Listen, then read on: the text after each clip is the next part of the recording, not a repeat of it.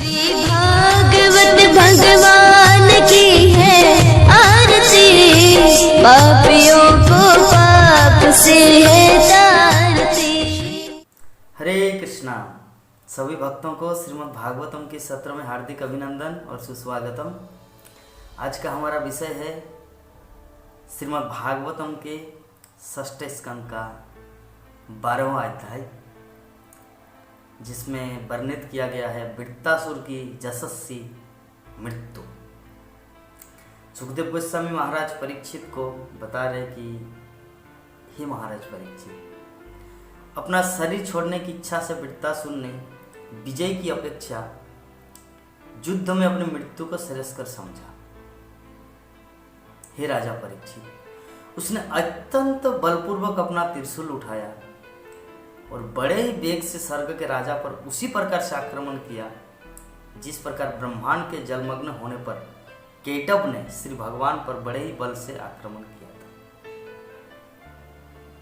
तो तात्पर्य में श्रील प्रभुपाद वर्णित कर रहे कि यद्यपि वृत्तासुर ने इंद्र को बारंबार प्रेरित किया कि वो उसे अपने वज्र से मार डाले, किंतु इंद्र इतने बड़े भक्त को मारना नहीं चाहता था, इसीलिए वज्र नहीं चला रहा था।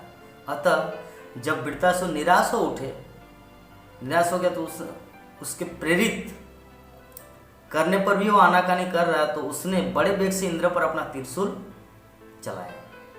तो वृत्तासुर को विजय में कोई रुचि नहीं थी, वह तो चाहता था कि वो मारा जाए जिससे तुरंत भगवान के धाम जा सके। जैसा कि भगवत गीता में पुष्टि की गई कि तक्ता देहम पुनर्जन्म नैति मामेति सार्जुन। इस शरीर को त्यागने के बाद भक्त तुरंत भगवान कृष्ण के धाम गोलोक वृंदावन को प्राप्त करता है और दूसरा शरीर धारण करने के लिए कभी इस जगत में लौटकर नहीं आता। यही वृत्तासुर का अभिप्राय था।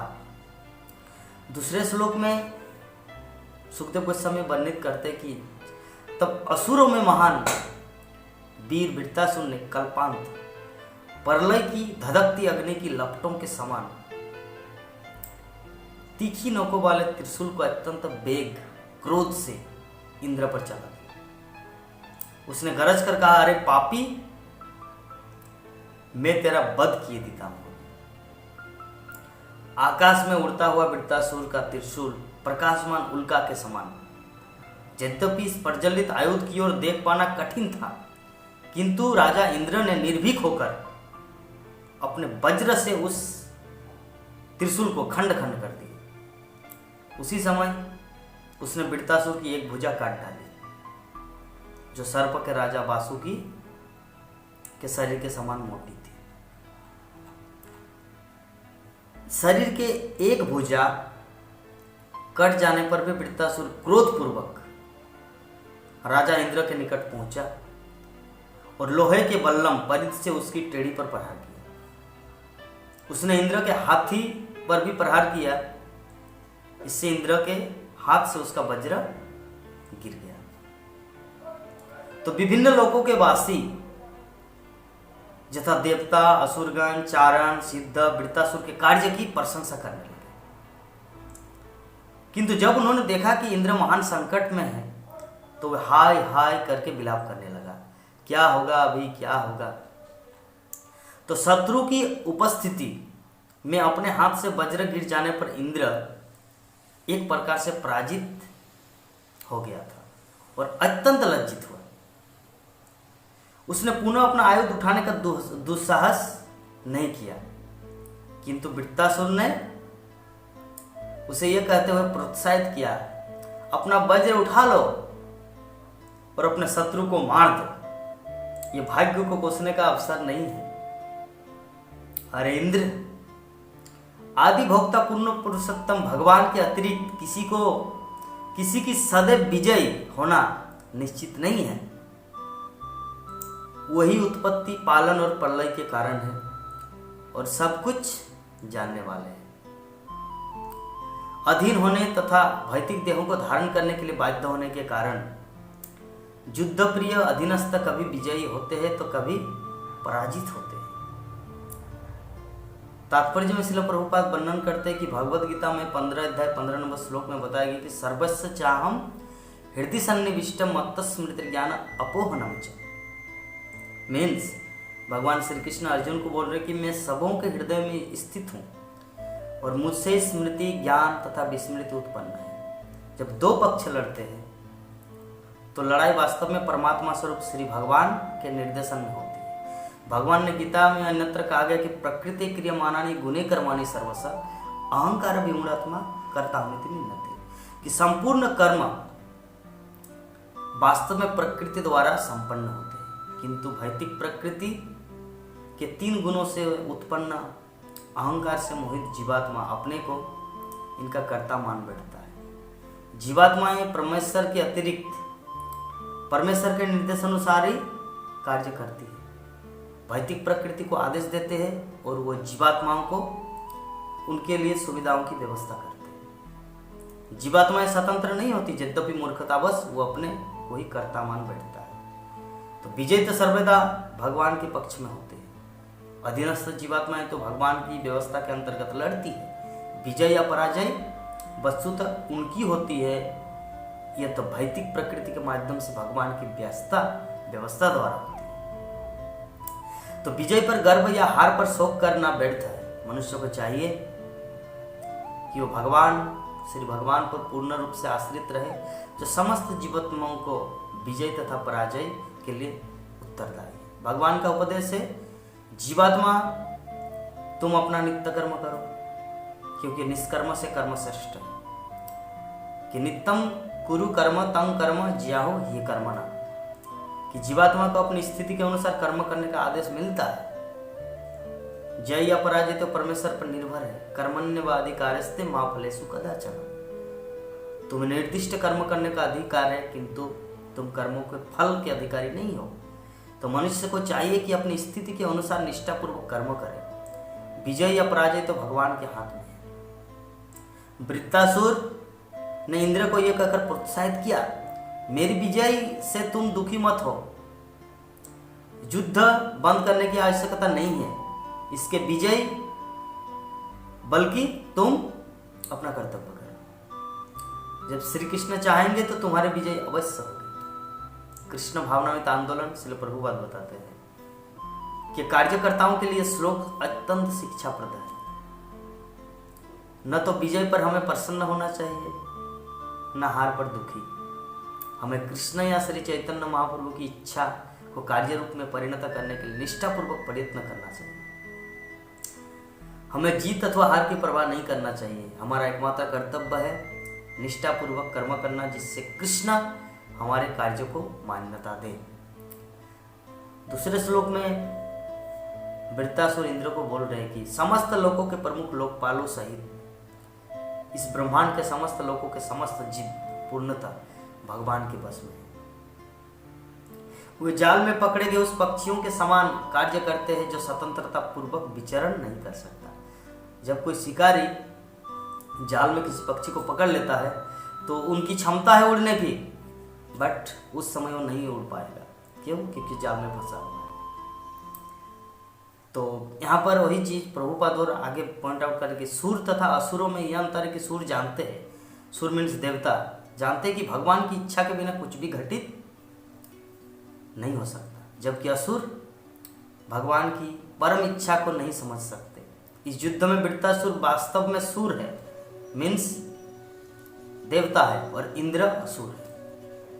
कोई भी स्वतंत्र रूप से कार्य नहीं कर सकता। प्रत्येक प्राणी श्री भगवान के निर्देश अनुसार कार्य करता है। अतः विजय तथा पराजय मनुष्य के कर्मफलों के अनुसार आती है। इसका निर्णय करने वाले परमेश्वर है। कर्मणा दैव नेत्रेण, चूंकि हम अपने कर्म फलों के अनुसार भगवान के निर्देशन के अंतर्गत कार्य करते हैं, अतः ब्रह्मा से लेकर एक तुच्छ चिंटी तक कोई भी स्वतंत्र नहीं है।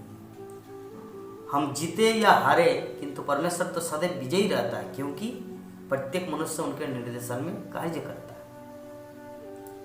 तो हमारे इंद्रियों का शौर्य, मानसिक शक्ति, दैहिक बल, जीवनी शक्ति, अमरत्व, मृत्यु, सभी कुछ परम भगवान की देखरेख के अधीन है। इससे अनवरत मूर्ख लोग अपने जड़ शरीर को ही अपने कार्यकलापों का कारण मानते हैं। हे देवराज इंद्र, वृत्तासुर आगे बोल रहे, जिस प्रकार काठ की पुतली जो स्त्री के समान प्रतीत होती है अथवा घास फूस का बना हुआ पशु न तो हिल डुल सकता है और न अपने आप नाच सकता है, वरन उसे हाथ से चलाने वाले व्यक्ति पर पूर्ण रूप से निर्भर रहना पड़ता है, उसी प्रकार हम सभी परम नियंता पुरुषोत्तम भगवान की इच्छा अनुसार नाचते हैं। कोई भी स्वतंत्र इस जगत में नहीं है। तीनों पुरुष कारणोदकशाही विष्णु, गर्भोदकशाही विष्णु तथा क्षीरोदकशाही विष्णु, भौतिक प्रकृति, समग्र भौतिक शक्ति, महतत्व, मिथ्या अहंकार, पांचों भौतिक तत्व, भौतिक इंद्रिया, मन, बुद्धि तथा चेतना, ये सब भगवान के आदेश के बिना भौतिक जगत की सृष्टि नहीं कर सकते। ये सब कुछ रहने के बावजूद भी अगर भगवान की इच्छा न हो तो ये कुछ नहीं कर सकता। ज्ञान रहित मूर्ख व्यक्ति पूर्ण पुरुषोत्तम भगवान को नहीं समझ सकता। वो शाश्वत अधीन रहकर भी अपने आप को झूठे ही सर्वोच्च मानता है। यदि कोई ये सोचे कि अपने पूर्व सकाम कर्मों के अनुसार उसका भौतिक शरीर उसके माता पिता द्वारा उत्पन्न किया गया है और उसी शरीर का और दूसरा कोई विनष्ट नहीं कर देता, कि जैसे कि बाघ दूसरे पशु को निगल जाता है, तो यह सही ज्ञान नहीं है। श्री भगवान स्वयं सृष्टि करते और अन्य जीवों के द्वारा जीवों को निगलते रहते हैं।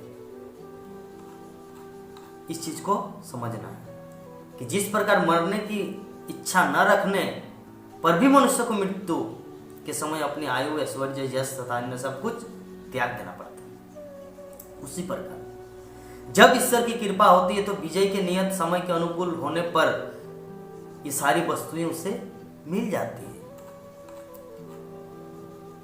चूंकि प्रत्येक वस्तु भगवान की परम इच्छा पर निर्भर है, अतः मनुष्य को यश, अपयश, हार जीत तथा जीवन मृत्यु में निश्चित रहकर समभाव में अपने आप को बनाए रखना चाहिए। जो पुरुष ये जानता है कि सतो, रजो तथा तमोगुण ये तीनों आत्मा के नहीं बल्कि भौतिक प्रकृति के गुण हैं, और जो ये जानता है कि शुद्धात्मा इन गुणों के कर्मों तथा फलों के साक्षी मात्र है, उसे मुक्त पुरुष मानना चाहिए।